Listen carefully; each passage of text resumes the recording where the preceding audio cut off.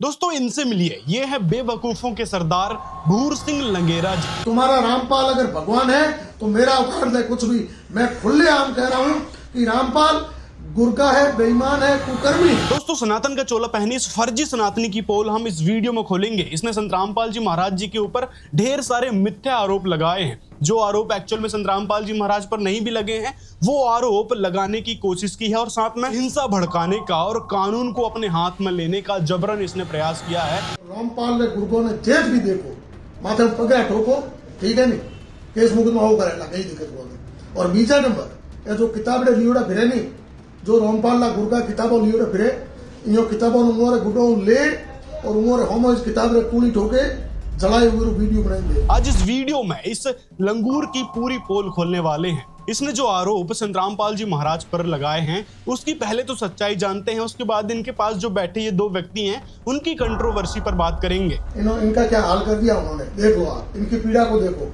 ये वीडियो आप लोगों को जागरूक करने के लिए है, तो इन्होंने तो घर बर्बाद हो गया, तो छोड़ो दूर हो गया। क्या संत रामपाल जी महाराज ऐसी भी शिक्षाएं देते हैं जिसके कारण इसको संत रामपाल जी महाराज के भक्तों को गुर्गे शब्द का इस्तेमाल करके संबोधित करना पड़ रहा है? दोस्तों ये अपने आप को सनातनी कहता है, हिंदूवादी कहता है, लेकिन मेरी नजर में या फिर जिसने भी इसकी वीडियो देखी है वो आसानी से समझ जाएगा कि ये सबसे बड़ा नफरतखोर है।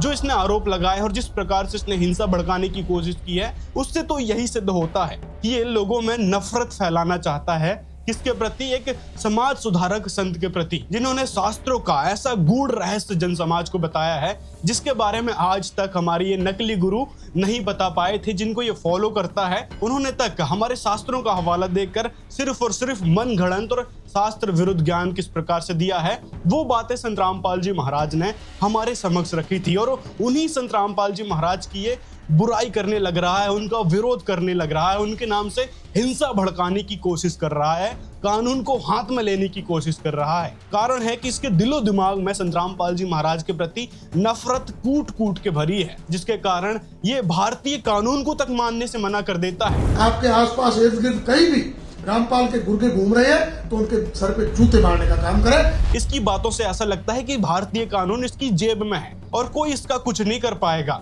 मतलब ऐसे चाटुकार और पॉलिटिशियन की चरण वंदना करने वाले लोग अपने आप को सनातनी मानते हैं। एक्चुअल में इनको सनातन का ABCD नहीं पता। जो बातें इसने सुन रखी है उसी बात के आधार पर अपने आप को सनातनी कहता है, लेकिन शास्त्रों में जो सच्चाई लिखी है, जो भक्ति विधि बताई गई है उस हिसाब से हम करते हैं तब सनातनी कहलाते हैं। ये संत रामपाल जी महाराज की शिक्षाओं में, उनके सत्संगों में सुनने को मिलता है। यदि इसने सच में कोई गुरु बनाया होता, गुरु का अनुसरण किया होता तो ऐसी फालतू की बात नहीं करता कि संत रामपाल जी महाराज को मैं संत नहीं मानता। मैं वैसे मेरी भाषा में उसको संत नहीं बोलूंगा, लेकिन एक संत रामपाल जो कुकर्मी गुर्गा है। एक इस महाशय की सबसे बड़ी मूर्खता क्या है पता है? इसने संत रामपाल जी महाराज पर बलात्कार जैसा गंभीर आरोप लगाया है। पिछले काफी लंबे समय से इस इलाके में घूम घूम करके उस बलात्कारी का, उस कुकर्मी का, उस बेहुदा इंसान का प्रचार करते हैं। यहीं से इसकी धूर्तता और नफरतखोरी को समझ सकते हैं कि संत रामपाल जी महाराज पर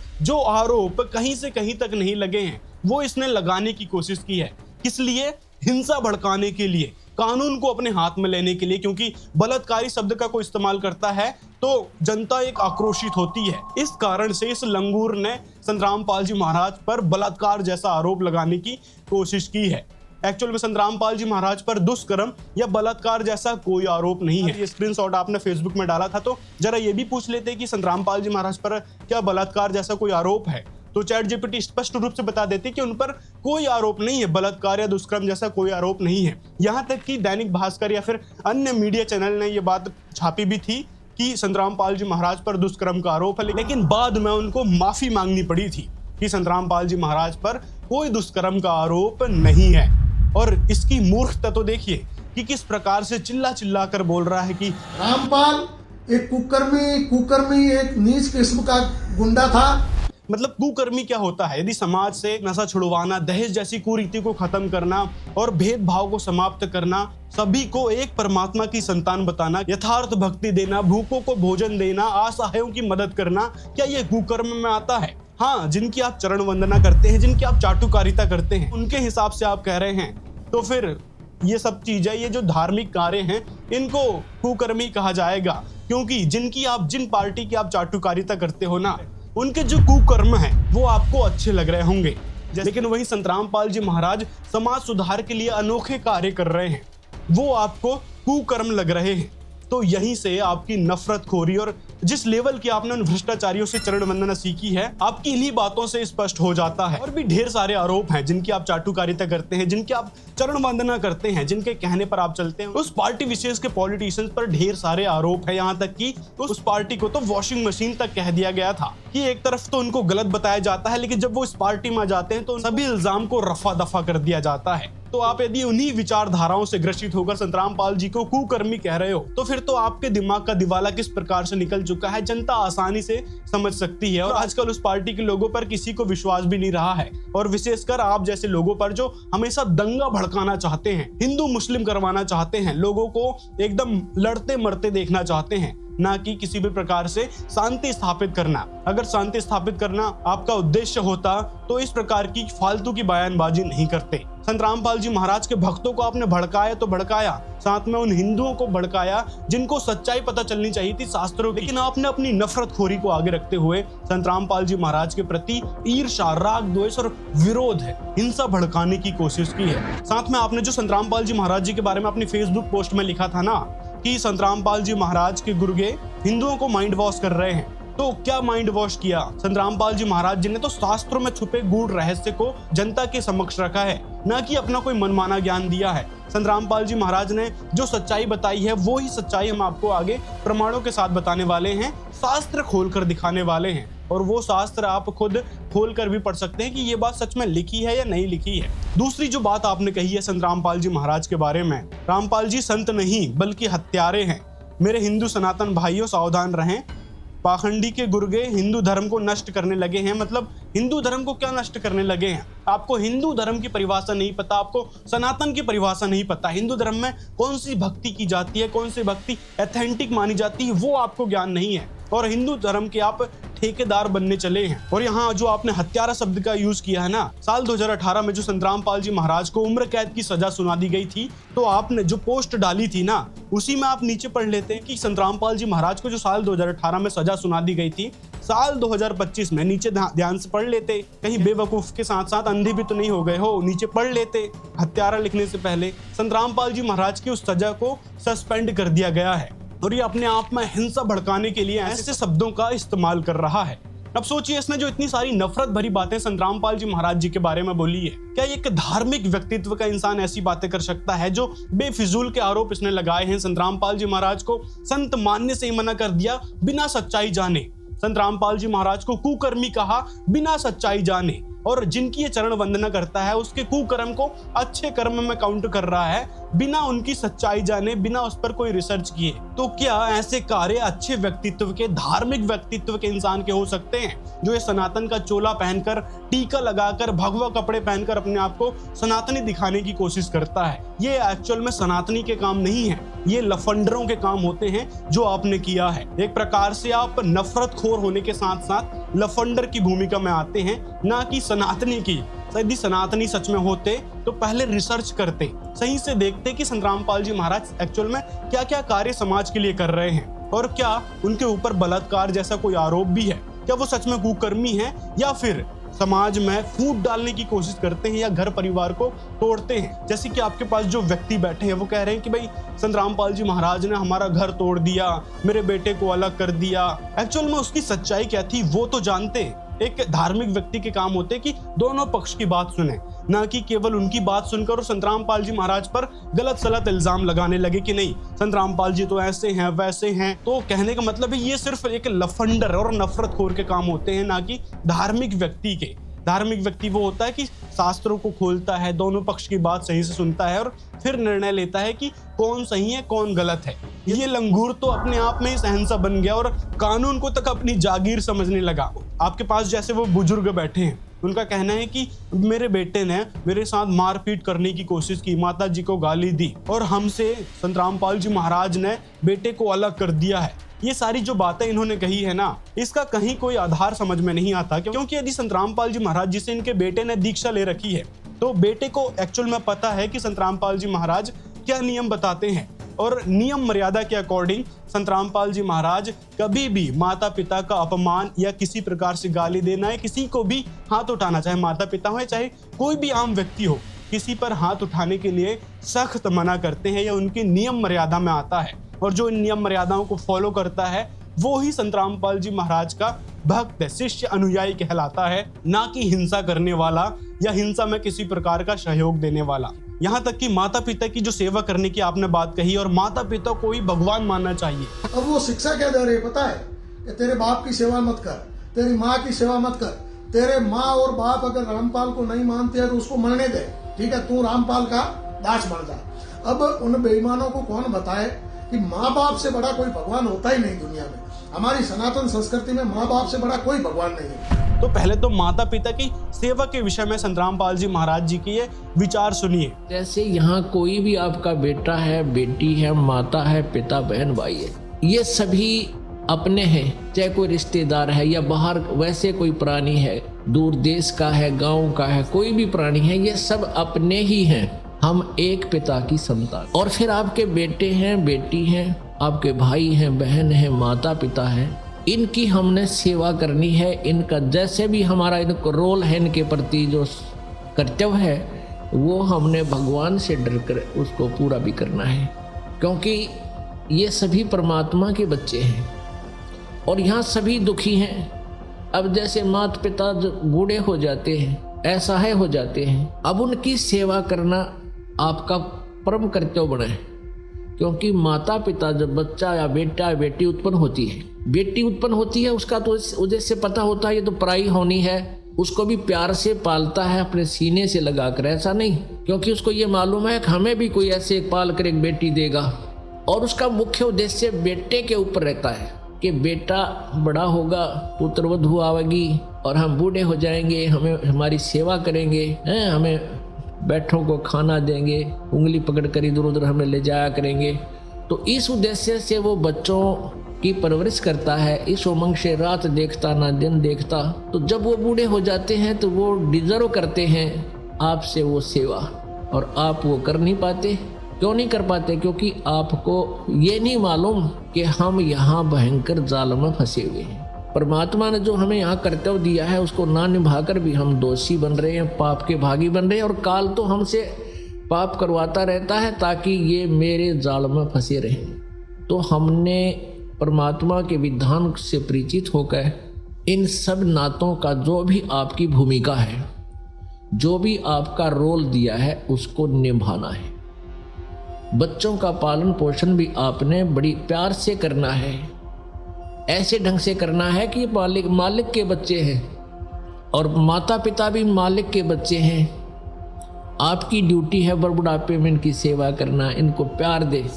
बूढ़ा आदमी प्यार का भूखा होता है, प्यार तो बोल पड़े बस उसने, वो भूखा भी रह जाएगा। उसको पता है कि तेरी सटेज ऐसी होगी, जो मिल जाए वो खा ले, चुप करके नखरे मत करें। और नहीं करते हैं जो समझदार होते हैं, तो उनको प्यार से बोल पड़ो, इतना ही काफ़ी होता है। कोई वस्तु की चाह करते हैं तो तुरंत हाँ अवश्य करेंगे, माता पिताजी अभी करते हैं, चाहे 2 दिन लेट भी हो जाए पर बोला राजी, इतने में खुश हो जाएगा। और दूसरे जो व्यक्ति बैठे हैं जो कह रहे हैं कि भाई संत रामपाल जी महाराज के जो 5-6 घर के भक्त हैं वो हिंदू देवी देवताओं को नहीं मानते, मंदिरों में नहीं जाते, मंदिरों को हटा दिया, देवी देवताओं की फोटो को हटा दिया, तो उसका कारण क्या है वो तो पता करना था। संत रामपाल जी महाराज इन मूर्ति पूजाओं से हटकर उन देवी देवताओं के यथार्थ मंत्र बताते हैं, उनकी यथार्थ भक्ति विधि बताते हैं, जिनसे ये सभी देवी देवता लाभ प्रदान करते हैं, ना कि उनकी मूर्ति लगाकर, उनके सामने घंटी बजाकर, अगरबत्ती लगाकर और प्रसाद वगैरह रखकर उनकी पूजा करने से लाभ देंगे। संत रामपाल जी महाराज ने ऑथेंटिक शास्त्र अनुकूल भक्ति बताई है गीता वेद पुराण से, कि हमने किस हिसाब से भक्ति करने से ये सभी देवी देवता ब्रह्मा विष्णु महेश, दुर्गा जी, गणेश जी, ये हमको किस प्रकार से लाभ देंगे, ये संत रामपाल जी महाराज जी ने बताया है। और जो अपमान करने की बात कही ना, मंदिर बिगड़ो भाई हिंदू नाम रो है, तो संस्कृति थे पुरानी, थोड़ा माता पिता सदियों पुरानी करता आया, नामो निशान मिटाओ। किसी भी देवी देवता का संत रामपाल जी महाराज जी के शिष्य अपमान नहीं करते, अनादर नहीं करते, बल्कि उनकी संत रामपाल जी महाराज जी के शिष्य साधना करते हैं, उनके मंत्र जाप करते हैं। यहाँ तक कि संतरामपाल जी महाराज जी ने जो आरती दी है ना सुबह दोपहर शाम की, उस आरती में भी इन्हीं देवी देवताओं की स्तुति की जाती है, जिससे ये देवी देवता प्रसन्न होकर लाभ देते हैं। ना कि जो आपके साइड में बैठे एक दूसरे बुजुर्ग हैं, वो समाज में एक्चुअल में फूट डलवाने का काम करते हैं कि देखो इन्होंने ऐसे किया वैसे किया, और शायद वो ही इन बुजुर्ग को आपके पास लाए होंगे, क्योंकि आप अपना सनातन का चोला पहनकर जो फर्जी सनातनी वाला काम कर रहे हो, उसकी सच्चाई उनको पता होगी कि अगर उनके पास जाएंगे तो शायद कुछ ना कुछ हो पाए। संतरामपाल जी महाराज जी के प्रति हिंसा ये लोग भड़का सकें, कुछ इस प्रकार का मोटिव लेकर वो आपके पास इन बुजुर्ग को लाए होंगे, जिसके कारण फिर आपने दूसरे पक्ष की बात को नजरअंदाज करते हुए सिर्फ और सिर्फ अपनी हिंसात्मक बयानबाजी की है, जो कि आपकी सबसे बड़ी भूल है। क्योंकि भारत का संविधान हमको सिखाता है कि हम आपस में मिलजुल कर रहें और शांति पूर्वक रहें, ना कि हिंसात्मक। जो आपने जिस पार्टी की विचारधारा को फॉलो करते हैं ना, वो हिंसा को ही समर्थन देती है, ना कि किसी प्रकार की शांति को, क्योंकि शांत तो वो रहने नहीं देते। कभी हिंदू से झगड़ा करवाना आपका मकसद रहता। आपकी कई सारी पोस्ट देखी है जहां सिर्फ और सिर्फ दंगा भड़काने के उद्देश्य से आपने वो पोस्ट की है, हिंसा करवाने के उद्देश्य से वो पोस्टें की है। यहाँ तक कि संतरामपाल जी महाराज कहते हैं कि आपने किसी को गाली तक नहीं देना है, किसी से दुर्व्यवहार नहीं करना है। कोई आपको गाली देता है तो आपको उल्टा गाली नहीं देना है, क्योंकि परमात्मा का संविधान में आता है कि गाली ही से उपजे कलह कष्ट और मीच, हार चले सो साधु है, लाख मरे सो नीच। फिर कहा है कि आवत गाली एक है, उल्टत होए अनेक, कहे कबीर ना उलटिए, वो रहे एक की एक। मतलब यदि आपको किसी ने गाली दिया और यदि आप उसको फिर गाली दोहराते हैं तो वो दो हो गई, और यदि आपको किसी ने गाली दिया तो वो एक की एक रह गई। तो इसलिए संतरामपाल जी महाराज जी की शिक्षाओं में आता है कि आपने किसी को गाली नहीं देना है, किसी के साथ अभद्र तरीके से व्यवहार नहीं करना है। तो मारने की या फिर धमकाने की या गाली देने की तो बहुत दूर की बात है। संतरामपाल जी महाराज जी की शिक्षा में आता है कि किसी की भी आत्मा हमने नहीं दुखानी है। उसके बाद आप लोगों ने जो शंका व्यक्त की है ना कि संतरामपाल जी महाराज मूर्ति पूजा के लिए मना कर देते हैं, मूर्तियों को घर से हटवा दिया, मंदिर नहीं जाने देते, मंदिरों को घर से हटवा दिया, तो आइए हमारे सदग्रंथों में देखते हैं, क्योंकि इन्होंने पुराणों का भी जिक्र किया था। भाई हिंदू नाम देखो संस्कृति थे पुरानी, थोड़ा माता पिता सदियों पुरानी करता आया, नामो निशान मिटाओ।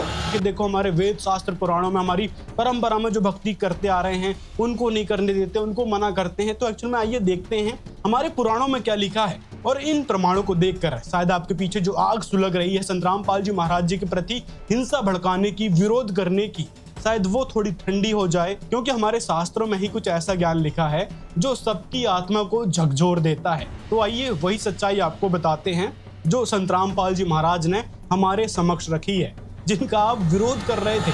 चलिए पहले तो देखिए ब्रह्मा विष्णु महेश के बारे में देवी दुर्गा जी क्या कह रही हैं। मतलब ब्रह्मा विष्णु महेश के ही जो उनके अंश अवतार हैं, उन्हीं की पूजा आप कहीं ना कहीं करते होंगे मंदिर में या फिर किसी भी तरीके से। और जय श्री राम विशेषकर आप बोलते हो तो वो विष्णु जी के लिए कहा जाता है, क्योंकि विष्णु जी के अवतार श्री रामचंद्र जी थे। तो देखिए देवी भागवत महापुराण में यहाँ पर देवी दुर्गा जी क्या कह रही हैं, पेज नंबर 536। यहाँ कहा कि कुछ लोग कहते हैं कि भगवान विष्णु अपनी इच्छा से कौशल्या तथा देवकी के मलमूत्र से परिपूर्ण गर्भ में आए थे, किंतु बैकुंठ भवन छोड़कर करोड़ों चिंताओं के आगर विस्तुल्य दुखात्मक गर्भवास में आने से उन्हें कौन सा सुख प्राप्त होगा, जरा वो भी बताओ। मतलब इस पुराण में सच बात लिखी है और वो आप अपने अंतःकरण से समझ सकते हैं। आगे नीचे क्या लिखा है वो देखिए। जब साधारण प्राणी भी तपस्या करके विविध प्रकार के यज्ञ संपन्न करके तथा नाना प्रकार के दान देकर अत्यंत दुखद गर्भवास नहीं चाहते, तब यदि भगवान विष्णु स्वतंत्र होते तो उस गर्भवास को क्यों चाहते? यदि वे अपने वश में होते तो गर्भवास के प्रति उनकी रुचि क्यों होती? अतः हे महाराज, आप यह जान लीजिए कि ब्रह्मा से लेकर तृण पर्यंत संपूर्ण जगत, सभी देव, मानव तथा पशु पक्षी योग माया आदि शक्ति भगवती के वश में है। मकड़ी के जंजाल में फंसे कीट की भांति ब्रह्मा विष्णु तथा महेश आदि ये सभी देव उन भगवती की लीला से माया रूपी बंधन में पड़ जाते हैं और आवागमन के चक्र में भ्रमण करते रहते हैं। देवी भागवत महापुराण में इतना सटीक प्रमाण मिलता है कि अगर ये देवता कर्म बंधन से आपको छुड़वा पाते, जिनका आप रट्टा लगाते हैं कि जय श्री राम जय श्री राम, एक्चुअल में उन देवताओं को माँ के गर्भ में आकर इतना दुख क्यों भोगना पड़ा, उस चीज के बारे में देवी भागवत महापुराण में लिखा है, ना कि संतरामपाल जी महाराज अपनी तरफ से बताते हैं। और ये कोई विरोध करना नहीं हुआ कि श्री रामचंद्र जी का विरोध कर रहे हैं, कृष्ण जी का विरोध कर रहे हैं, विष्णु जी का विरोध कर रहे हैं, ये विरोध नहीं है, ये सच्चाई है। एक्चुअल में विष्णु जी के मंत्र जाप हम सभी करते हैं और संत रामपाल जी महाराज स्वयं करते हैं, लेकिन संत रामपाल जी कहते हैं कि ये पूर्ण परमात्मा नहीं है, इनसे ऊपर भी भगवान है। इनसे ऊपर भगवान आपने जाना कि देवी दुर्गा जी को बताया गया है, और देवी दुर्गा जी उस ब्रह्म के बारे में कहती हैं, उस सदाशिव के बारे में कहती हैं कि मेरे से ऊपर वह सदाशिव है। और पवित्र श्रीमद् भागवत गीता में प्रमाण मिलता है कि ब्रह्म से ऊपर पर ब्रह्म है, और पर ब्रह्म से ऊपर परम अक्षर ब्रह्म है, जिसका शाश्वत सनातन स्थान है, गीता अध्याय 18 के श्लोक 62 के अनुसार। और उस स्थान में कैसे पहुंचा जाएगा उसकी जानकारी दी है गीता अध्याय 4 के श्लोक 34 में, कि उस तत्वदर्शी संत की शरण में जाने के बाद आपको यथार्थ तत्व ज्ञान होगा, उस परमात्मा, उस सच्चिदानंद घन ब्रह्म की शरण में जाने का रास्ता मिलेगा, उस शाश्वत सनातन स्थान में जाने की विधि पता चलेगी। तो वह विधि संत रामपाल जी महाराज बता रहे हैं, जो यथार्थ भक्ति देकर इन देवी देवताओं से लाभ हमको दिलवाते हैं, हमारे घर में जो कलेश हो रहे हैं उनको दूर करते हैं, यहाँ तक कि जो हमारे प्रारब्ध के कर्म हैं, जो हमारे प्रारब्ध के कर्म में दुख लिखे हैं, उन कष्टों को तक दूर कर रहे हैं, क्योंकि ये बात हमारे वेदों में लिखी है कि घोर से घोर पाप को वह परमात्मा नष्ट कर सकता है। और आपके जितने भी गुरु हैं, जिनको भी आप फॉलो करते हैं, वो कहते हैं भाई कर्म, जो आपके कर्म है, जो आपकी किस्मत है, वो आपको भोग नहीं पड़ेंगे, उनको कोई नहीं काट सकता। तो उनको ज्ञान नहीं था उस परमात्मा का, जो ज्ञान संत रामपाल जी महाराज ने दिया है कि वह प्रारब्ध के कर्म कट सकते हैं और वह परमात्मा काट सकता है, उस परमात्मा की यथार्थ विधि से कट जाते हैं। अगला प्रमाण आपको मूर्ति पूजा के बारे में दिखाते हैं, जो आप मूर्ति पूजा को बहुत ही महत्व दे रहे थे ना, कि मूर्ति पूजा के अलावा और कुछ नहीं करना चाहिए, हमारे हिंदू धर्म, हमारे सनातन धर्म की पहचान है। तो देखिए पुराणों में क्या लिखा है, आप पुराणों को भी मानते हैं, और जो आपके साइड में बैठे बुजुर्ग हैं उन्होंने भी जिक्र किया था पुराणों का, तो पुराणों से ही दिखाते हैं आपको। गरुड़ पुराण धर्म कांड अध्याय 38 में क्या लिखा कि राग द्वेष रूपी मल को दूर करने में समर्थ ज्ञान रूपी जलाशय के सत्य रूपी जल से युक्त मानस तीर्थ में जिस मनुष्य ने स्नान कर लिया वह कभी पापों से संलिप्त नहीं होता। यहाँ क्या लिखा है कि देवता कभी काष्ठ और पत्थर की शिला में नहीं रहते, वे तो प्राणी के भाव में विराजमान है, इसलिए सद्भाव से युक्त भक्ति का सम्यक आचरण करना चाहिए। ये गरुड़ पुराण कह रही है कि हमने सद्भाव पूर्वक भक्ति करना चाहिए। देवता कभी पत्थर की शिला पर विराजमान नहीं होते, इसलिए संत रामपाल जी महाराज कहते हैं कि उन देवताओं से हटकर आपने पूर्ण परमात्मा की भक्ति करना है, और इन देवताओं की आपने साधना करना है, और भाव से साधना करना है, उनके मंत्र जाप आपने करना है, जिससे वो देवता आपको लाभ प्रदान करेंगे। ना कि आप मंदिर में जाकर मूर्ति के सामने पूजा करेंगे, धूप बत्ती अगरबत्ती और प्रसाद चढ़ाएंगे, घंटी बजाएंगे, उससे वो कोई लाभ देंगे।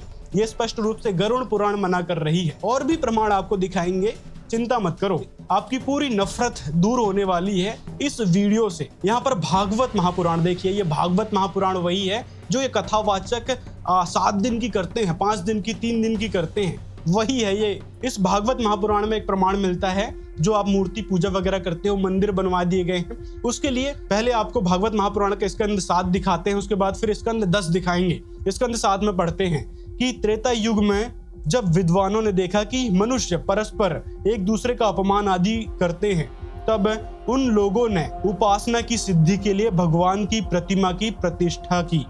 तभी से कितने ही लोग बड़ी श्रद्धा और सामग्री से प्रतिमा में ही भगवान की पूजा करते हैं। और ये किसने किया है? भगवानों ने नहीं, उन विद्वानों ने। विद्वान कौन थे उस समय के? ब्राह्मण थे, उन्होंने ही शुरू कर दी थी ये मूर्ति पूजा वगैरह। लेकिन भगवान के कहीं कोई आदेश नहीं है मूर्ति पूजा करने के, ये स्पष्ट रूप से भागवत महापुराण में लिखी है। अब आगे देखिए श्री कृष्ण भगवान क्या कहते हैं।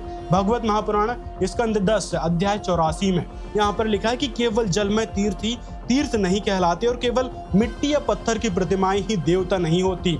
संत पुरुष ही वास्तव में तीर्थ और देवता हैं, क्योंकि उनका बहुत समय तक सेवन किया जाए तब वे पवित्र करते हैं, परंतु संत पुरुष तो दर्शन मात्र से ही कृतार्थ कर देते हैं। मतलब संत पुरुष के दर्शन करने से ही आप कृतार्थ हो जाते हैं। यहाँ पर कृष्ण भगवान ने तक संत पुरुष, जिनको आप संत रामपाल जी महाराज को संत तक नहीं मान रहे थे ना, उन संत महापुरुष के बारे में कहा कि उनके दर्शन करने मात्र से वो संत कृतार्थ कर देते हैं, आपके पाप कर्मों से छुड़वा देते हैं। केवल दर्शन करने मात्र से। सोचो जरा, यहाँ पर आगे देखिए, नीचे देखिए क्या लिखा है कि मन के अधिष्ठात्र देवता उपासना करने पर भी पाप का पूरा पूरा नाश नहीं कर सकते, यानी जो देवता है वो पाप का पूरा पूरा नाश नहीं कर सकते। लेकिन नीचे लिखा है कि घड़ी दो घड़ी भी ज्ञानी महापुरुष की सेवा की जाए तो वे सारे पाप ताप मिटा देते हैं। ये कृष्ण भगवान के वचन है, ना कि आपके, हमारे या संत रामपाल जी महाराज के। यहाँ पर लिखा है कि जो केवल जल को ही तीर्थ समझता है, ज्ञानी पुरुष को नहीं, वह मनुष्य होने पर भी पशुओं में भी नीच और गधा ही है। तो ये शब्द कृष्ण भगवान के हैं, आपको गधा की कैटेगरी में रखा गया है। जो आप संत महापुरुष को संत नहीं समझ रहे थे, संत रामपाल जी महाराज को संत नहीं समझ रहे थे, उन्हीं देवताओं की जो पूजा ब्राह्मणों ने शुरू करवाई थी, जो पूजा मन घड़ंत तरीके से शुरू हुई थी, और उन पूजाओं का परिणाम आप देख सकते हैं कि 9 दिन मूर्ति रख लिया, 7 दिन गणेश जी की मूर्ति रख लिया, और अंत में क्या करते हैं, किस प्रकार से दुर्गति हुई पड़ी है उन मूर्तियों की। वो देखिए आप कि किस प्रकार की दशा कर दी है आपने, उस नदी की भी, उस मूर्ति की भी। गणेश जी जो हमारे आराध्य देवता हैं, उनकी क्या दशा हुई है। दुर्गा जी जो हमारी आराध्य देवी हैं, उनके विशेष हम मंत्र भी जाप करते हैं, उनकी हम सद्भावना से भक्ति करते हैं। और आप जो दिखावा करते हो ना भक्ति का, जिनके कारण देखिए क्या हालत हो रखी है उनकी। तो इस कारण संत रामपाल जी महाराज कहते हैं आपने उनके मंत्र जाप करने हैं, जिनसे वो प्रसन्न होंगे, ना कि इस प्रकार से मूर्ति पूजा कर ली 7 दिन 9 दिन और ऐसी पड़ी हैं मूर्तियां। इसमें क्या सनातन हुआ और आपने क्या कर लिया? रोक पाए आप ऐसे कुकर्मों को? असली कुकर्मी तो ये हैं जो इस प्रकार की पूजाओं में आपको लिप्त कर बैठे, भोले भक्तों को पाप में लिप्त कर बैठे। क्योंकि ऐसी दशा देखकर तो देवी देवता भी नाराज होंगे और पाप बिल्कुल ही लगेगा। अब आपको दिखाते हैं शिव महापुराण में क्या लिखा है। शिव महापुराण वायव्य संहिता उत्तरखंड अध्याय 22 में यहाँ लिखा है कि ध्यान यज्ञ परायण भक्त शिव को भली भांति जानने के कारण मिट्टी पत्थर आदि से निर्मित देवताओं पर अधिक श्रद्धा नहीं करते। अपने हृदय में स्थित शिव को छोड़कर जो मनुष्य बाह्य पूजन करता है, मतलब बाहरी पूजन करता है, वह हस्तागत फल को छोड़कर मानो अपनी कोहनी चाटता है। मतलब जो फल यथार्थ साधना से मिलने चाहिए, तो वो फल मूर्ति आदि पूजा करने से नहीं मिलता। ये बात शिव महापुराण में लिखी है और ये बात आपको माननी पड़ेगी। जो जो प्रमाण दिखाए जा रहे हैं और आपको प्रमाण पृष्ठ सहित बताए जा रहे हैं, अध्याय स्कंद सहित बताए जा रहे हैं, जो आप खोलकर भी पढ़ सकते हैं, ना कि कोई मनमाना ज्ञान है संत रामपाल जी महाराज जी का। आगे फिर गीता से भी प्रमाण दिखाते हैं। गीता में क्या लिखा है देवताओं की पूजा के बारे में। अध्याय 7 के श्लोक 20, 21, 22, 23 यहाँ पर क्या लिखा है कि उन भोगों की कामना द्वारा जिनका ज्ञान हरा जा चुका है, वे लोग अपने स्वभाव से प्रेरित होकर उस नियम को धारण करके अन्य देवताओं को भजते हैं, अर्थात पूजा करते हैं। जो साकाम भक्त जिस जिस देवता के स्वरूप को श्रद्धा से पूजना चाहता है, उस भक्त की श्रद्धा को मैं उसी देवता में स्थिर कर देता हूँ। वह पुरुष उस श्रद्धा से युक्त होकर उस देवता का पूजन करता है और उस देवता से मेरे द्वारा ही विधान किए हुए उन इच्छित भोगों को निसंदेह प्राप्त करता है। परंतु उन अल्प बुद्धि वालों का, मतलब जो देवताओं की पूजा करते हैं, उनके लिए कहा है गीता अध्याय 7 के श्लोक 23 में कि उन अल्प बुद्धि वालों का वह फल नाशवान है तथा वे देवताओं को पूजने वाले देवताओं को प्राप्त होते हैं और मेरे भक्त चाहे मुझे कैसे भी भजे, वो अंत में मुझको ही प्राप्त होते हैं। अब यहाँ पर जो गीता ज्ञानदाता प्रभु है वो कृष्ण जी नहीं है, क्योंकि गीता अध्याय 11 के श्लोक 32 में कहा है कि अर्जुन मैं बढ़ा हुआ काल हूँ और वही काल ब्रह्म गीता का ज्ञान दे रहा है। इसकी ऑथेंटिक जानकारी संत रामपाल जी महाराज जी ने अपने इस वीडियो में बता रखी है कि एक्चुअल में गीता का ज्ञानदाता कौन है और उसका प्रमाण किस किस प्रकार से मिलता है। वो सारी बातें संत रामपाल जी महाराज ने बताई हैं। तो यहाँ पर काल ब्रह्म कह रहे हैं कि जो भक्त मेरी भक्ति करता है वो मुझे प्राप्त हो जाता है। लेकिन एक्चुअल में गीता अध्याय 8 के श्लोक 13 में तो अपना ओम मंत्र बता दिया, इसी के अगले अध्याय में। फिर गीता अध्याय 8 के श्लोक 16 में देखिए यहाँ पर क्या लिखा है कि ब्रह्मलोक पर्यंत, यानी जो ब्रह्मलोक तक जाते हैं ना, ये स्वर्ग महास्वर्ग ब्रह्मा विष्णु महेश के लोकों से ऊपर जो ब्रह्मलोक जाते हैं वो भी पुनरावृत्ति में आते हैं, यानी उनका पुनर्जन्म होता है। वापस उनको यहीं आकर 84 लाख योनि भोगनी पड़ती है और फिर मानव जीवन मिलता है। जो अच्छे कर्म करता है उनको फिर आगे मानव जीवन मिलता है, नहीं तो 84 लाख योनि भोग कर फिर एक बार मानव जीवन मिलता है। ये परमात्मा के संविधान में लिखा है। मतलब इतने सारा ज्ञान जो आपको बताया ना, ये संत रामपाल जी महाराज का ऑथेंटिक ज्ञान है, जिनको आप संत भी नहीं समझ रहे थे और उन पर गंभीर आरोप लगा रहे थे। तो ऐसा ज्ञान, ऐसा अलौकिक ज्ञान उस तत्वदर्शी संत रामपाल जी महाराज ने दिया है। जिनसे आपने बारंबार माफी मांगना चाहिए, क्योंकि आपने जो गंभीर आरोप लगाए हैं ना वो निराधार हैं, झूठे हैं। वो कहीं से कहीं तक कोर्ट में तक प्रूफ नहीं हुए तो आप जैसे लंगूर कहां से प्रूफ कर पाएंगे।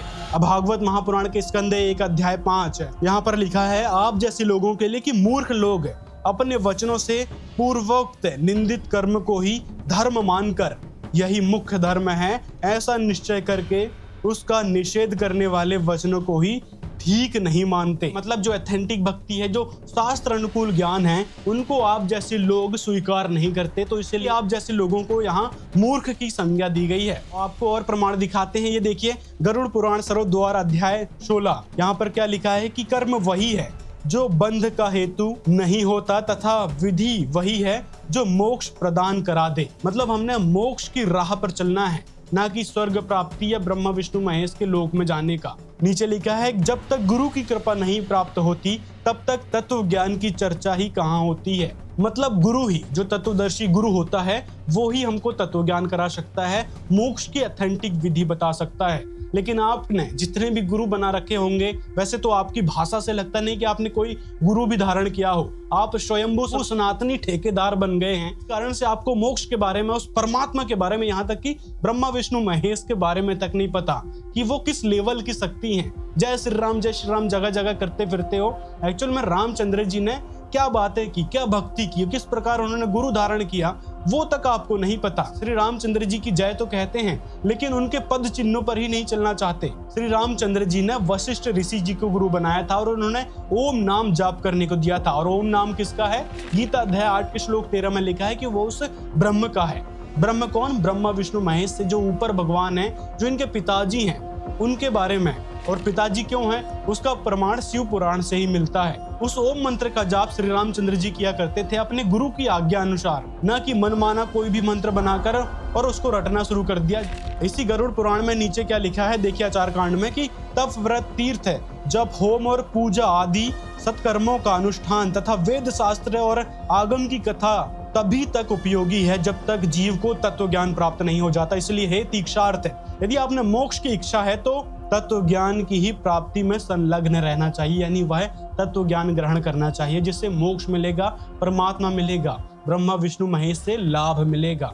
आगे फिर देखिए देवी भागवत महापुराण स्कंद 7 अध्याय 36 में क्या लिखा है कि जिसके द्वारा इस ब्रह्म विद्या का उपदेश दिया जाता है वह साक्षात परमेश्वर ही हैं। मतलब जो ब्रह्म का ज्ञान देते, पर ब्रह्म परमात्मा का ज्ञान देते, वो साक्षात परमेश्वर ही हो सकते हैं। परमात्मा ही यथार्थ ज्ञान देते हैं, और वो आज के समय में संत रामपाल जी महाराज जी के रूप में वह स्वयं कबीर परमात्मा आकर ये सब ज्ञान दे रहे हैं, शास्त्रों में लिखी सच्चाई बता रहे हैं, हमको लाभ कैसे मिलेगा उस चीज के बारे में बता रहे हैं। नीचे क्या लिखा है, जो माता पिता को ही सब कुछ मानते हैं ना, कि माता पिता से बड़ा कोई नहीं है, यदि हमने उनकी सेवा कर ली, उनकी पूजा कर ली, पूजा वही पैर छूना, पैर पड़ना और जो भी अंड फंड ये करवाते हैं नकली गुरु, उससे ही आपको मोक्ष मिल जाएगा, जो ये कह रहे थे ना। नीचे देखिए इसी देवी भागवत महापुराण में क्या लिखा है, ब्रह्म जन्म प्रदान करने वाला गुरु की माता पिता से भी श्रेष्ठ कहा गया है, क्योंकि माता पिता से प्राप्त जीवन तो नष्ट हो जाता है, किंतु गुरु द्वारा प्राप्त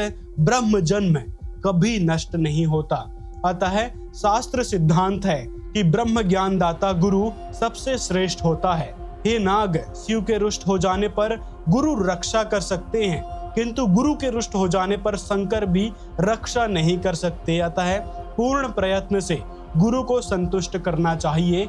ये प्रमाण हमारे देवी भागवत महापुराण से मिलता है कि हमने तो गुरु को प्रसन्न करना चाहिए। माता पिता तो 1,84 योनि में भी मिल जाएंगे, माता पिता के द्वारा जो शरीर मिलता है वो अंत में नष्ट होता है, लेकिन गुरु जो भक्ति बताते हैं उससे जीव का कल्याण होता है। अगले से अगले जितने भी लोक में जाएंगे वहां सुख मिलता है, साथ में यदि पूर्ण गुरु तत्वदर्शी मिल गया तो मोक्ष मिल जाता है, जहां जाने के बाद कभी जन्म मरण नहीं होता। और वही जन्म मरण से मुक्ति संत रामपाल जी महाराज दिलवा रहे हैं। अगर सच में आप अपने आप को सनातनी कहते हैं, धार्मिक व्यक्तित्व के इंसान मानते हैं, तो आपने बारंबार संत रामपाल जी महाराज जैसे परमेश्वर रूप संत से माफी मांगना चाहिए। भागवत महापुराण में माता पिता से हटकर और भी बातें लिखी हुई है। देखिए भागवत महापुराण स्कंद 7 अध्याय 15 में यहाँ क्या लिखा है कि हृदय में ज्ञान का दीप जलाने वाले गुरुदेव साक्षात भगवान ही है। जो दुर्बुद्धि पुरुष उन्हें मनुष्य समझता है उसका समस्त शास्त्र श्रवण हाथी के स्नान के समान व्यर्थ है। बड़े बड़े योगेश्वर जिनके चरण कमल का अनुसंधान करते रहते हैं, प्रकृति और पुरुष के अधीश्वर वे स्वयं भगवान ही गुरुदेव के रूप में प्रकट हैं। इन्हें लोग भ्रम से मनुष्य मानते हैं, जो कि आप मान बैठे थे। तो आपने प्रमाण देखा कि किस प्रकार से गुरु को महत्व दिया गया है, माता पिता से बढ़कर गुरु को बताया गया है कि माँ बाप से बड़ा कोई भगवान होता ही नहीं दुनिया में, कि माता पिता की भक्ति करने से कोई मोक्ष नहीं होगा। आपके जो माता पिता ने आपको ये शरीर दिया ये नष्ट हो जाएगा, लेकिन गुरु जो भक्ति बताते हैं, गुरु जो विधि बताते हैं, वो आपको मोक्ष दिलवाएगी, आपको सारे सुख दिलवाएगी। इसलिए गुरु को महत्व दिया गया हमारे पुराणों में ही। हमारी सनातन संस्कृति में माँ बाप से बड़ा कोई भगवान नहीं है। तो उम्मीद है आपकी सारी शंकाएं क्लियर हो गई होगी। पहली बात, जो आपने संत रामपाल जी महाराज पर मिथ्या आरोप लगाए थे उनके बारे में क्लियर हो गया होगा कि संत रामपाल जी महाराज पर ऐसे कोई आरोप नहीं है और ना ही वो कुकर्मी है। संत रामपाल जी महाराज एक अनोखे संत हैं जो अनोखे कार्य कर रहे हैं। बाण राहत सामग्री संत रामपाल जी महाराज ने दी। जहां आप जिनकी चाटुकारिता करते हैं, चरण वंदना करते हैं, वो फेल हो गए थे, वहीं संत रामपाल जी महाराज ने 400 प्लस गांवों में करोड़ों की राहत सामग्री दी है। एक गांव में करोड़ों की राहत सामग्री, सोचो ऐसे ऐसे 400 प्लस गांवों में करोड़ों की राहत सामग्री, पाइप, मोटर और सभी प्रकार के इंस्ट्रूमेंट दिए गए, जिससे उनके खेतों का पानी निकल गया। 5-5 फीट तक पानी भरा था, वो पानी निकल चुका है और आज बिजाई हो चुकी है। और वही अन्न कहीं ना कहीं आप हम लोगों तक पहुंचेगा और उस अन्न को आप ग्रहण करोगे। अगर संत रामपाल जी महाराज वो मदद नहीं करते, अपनी दयालुता नहीं दिखाते, तो आज वो जमीन बंजर पड़ी होती।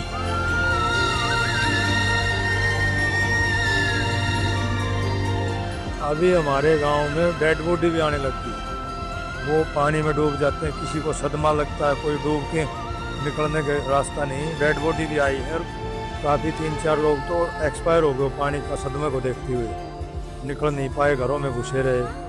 और प्रशासन ने जो मदद करनी चाहिए थी उतनी मदद नहीं हो पाई। वहां पर पानी भरा होता और बीमारी फैलने का खतरा अलग, क्योंकि निकलने का कहीं से कहीं तक कोई साधन ही नहीं था। तो उस समय संत रामपाल जी महाराज ने अपनी दयालुता दिखाई। साथ में संत रामपाल जी महाराज ने गरीब असहाय लोगों को राशन सामग्री वितरित की। जो गरीब हैं, जो आत्महत्या के गागार पे आ गए थे, उनके घर खाने की एक भी सामग्री नहीं थी, उनको संत रामपाल जी महाराज हर महीने राशन सामग्री देते हैं। मतलब जब भी खत्म हो जाए, एक फोन करो, उनके घर राशन सामग्री पहुंचा दी जाती है। जिनका घर टूटा पड़ा है, उनका घर संत रामपाल जी महाराज 15 दिन में बनवा देते हैं। सोचो, ऐसे ऐसे कई सारे सैकड़ों घर संत रामपाल जी महाराज बनवा चुके हैं। हजारों, 10,000 से ज्यादा लोगों को गोद लेकर उनका पालन पोषण संत रामपाल जी महाराज कर रहे हैं। तो ऐसे अनोखे संत को कुकर्मी कह रहे हो, तो सोच लो आपकी बुद्धि का स्तर किस प्रकार से गिर चुका है। और तो उम्मीद है संत रामपाल जी महाराज जी की सच्चाई आपको पता चल गई होगी कि किस प्रकार संत रामपाल जी महाराज समाज का कल्याण कर रहे हैं। और जो कंट्रोवर्सी लेकर वो जो दोनों बुजुर्ग आए थे ना, उस चीज का भी समाधान आप शायद हो गया होगा कि हमने गुरु के द्वारा बताई भक्ति करना चाहिए, ना कि देखा देखी कहा सुनी अनुसार। क्योंकि हमारे शास्त्रों में ही प्रमाण मिल गया कि देवता मिट्टी पत्थर काष्ठ की पूजा से प्रसन्न नहीं होते, उनकी हमने सद्भावना से भक्ति करना चाहिए। और भी ढेरों सवालों के जवाब आपको इस वीडियो में मिल गए होंगे। तो मिलते हैं अगले वीडियो में। कोई राय हो तो कमेंट में जरूर बताएं।